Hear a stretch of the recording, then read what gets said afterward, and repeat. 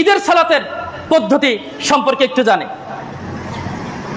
কোনরূপ আজান এবং ইকামাত ছাড়া ঈদুল আজহা এবং ঈদুল ফিতরে কি আজান ইকামাত হয়? কোনরূপ আজান ইকামত ছাড়াই কিবলামুখী হয়ে আল্লাহু আকবার বলে বাম হাতের উপরে ডান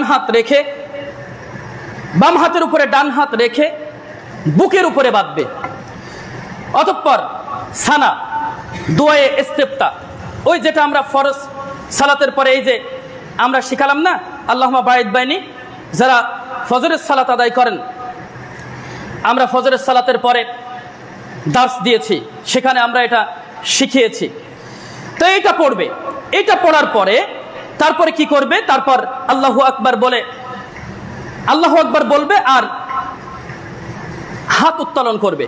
একটু বিরতি সাথে সাথে একটু বিরতি দিবে, হাত উত্তোলন করবে, আল্লাহু আকবার, আল্লাহু আকবার, আল্লাহু আকবার, এভাবে করে প্রথমে কি করবে?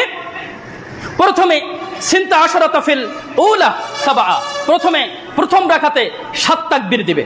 প্রথম রাকাতে 7 তাকবীর দেওয়ার পরে তারপরে আউযু বিল্লাহি মিনাশ শাইতানির রাজিম, বিসমিল্লাহির রহমানির রহিম। আমরা এটা শিখাচ্ছিলাম না, আউযু বিল্লাহি মিনাশ শাইতানির রাজিম, বিসমিল্লাহির রহমানির রহিম, এটা বলে তারপরে সূরা ফাতিহা শুরু করবে। ইমাম সাহেব জোরে সূরা ফাতিহাটা পড়বে আর মুক্তাদিরা আস্তে আস্তে ইমামের সাথে সাথে পড়বে।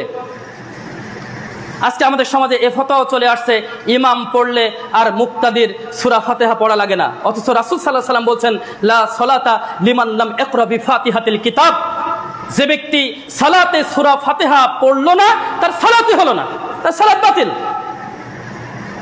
সুতরাং সূরা ফাতিহা ইমামের পিছে পিছে আস্তে আস্তে পড়বে। এরপরে দ্বিতীয় রাকাতে কি করবে? দ্বিতীয় রাকাতে সে 5 তাকবীর দিবে, প্রথমে 5টা তাকবীর দিবে, তারপরে শুধু বিসমিল্লাহির রহমানির রহিম বলবে। তখন আর আউযু বিল্লাহি মিনাশ শাইতানির রাজিম নয়, কি বলবে? বিসমিল্লাহির রহমানির রহিম বলে সূরা ফাতিহা শুরু করবে, তারপরে আর সূরা। এখানে আসেন প্রথম রাকাতে সূরা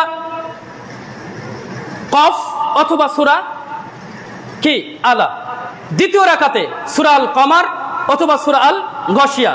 যদি এও না পড়ে যে কোনো সূরা দিয়ে ঈদের সালাত আদায় করলে কোনো সমস্যা নেই। বিষয়টা ক্লিয়ার কিনা? সালাতে কোনো সমস্যা নেই। প্রিয় উপস্থিতি, আমরা দেখলাম যে প্রথম তাকবীরে 7 এবং পরের তাকবীরে কি 5 তাকবীর।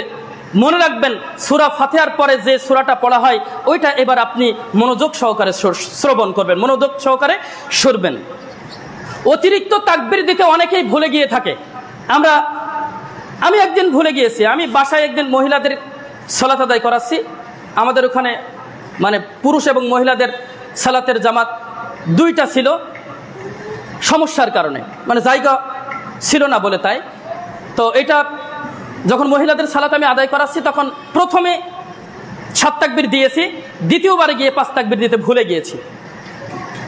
এরকম অনেকেই ভুলে যায়। এখন যদি তাকবীর দিতে ভুলে যায়, অতিরিক্ত যে তাকবীর, এই অতিরিক্ত তাকবীর দিতে ভুলে গেলে কি সাহস সিজদা দিতে হবে? না, অতিরিক্ত তাকবীর দিতে ভুলে গেলে সাহস সিজদাও দিতে হবে না, আবার পুনরায় সালাতও আদায় করতে হবে না, বা সালাতের কোনো সমস্যা ত্রুটি হবে না।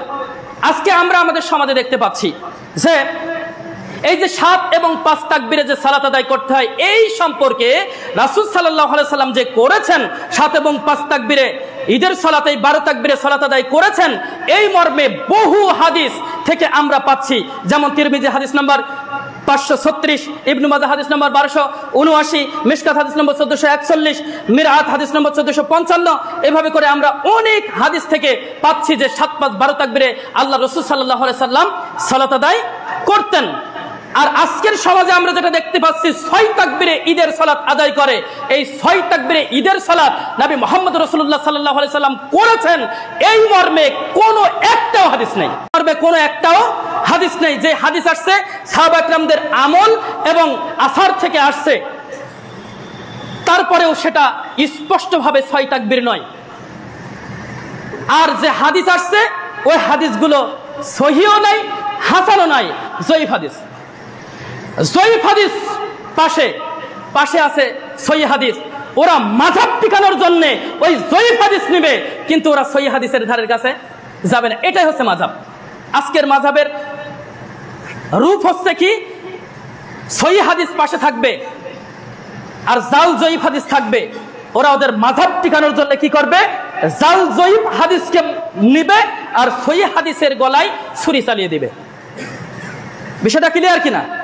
আমরা যেটা হাদিস থেকে পাচ্ছি 7-5-12 তাকবীরে, আমরাও 7-5-12 তাকবীরে ঈদের সালাত আদায় করার চেষ্টা করব ইনশাআল্লাহ।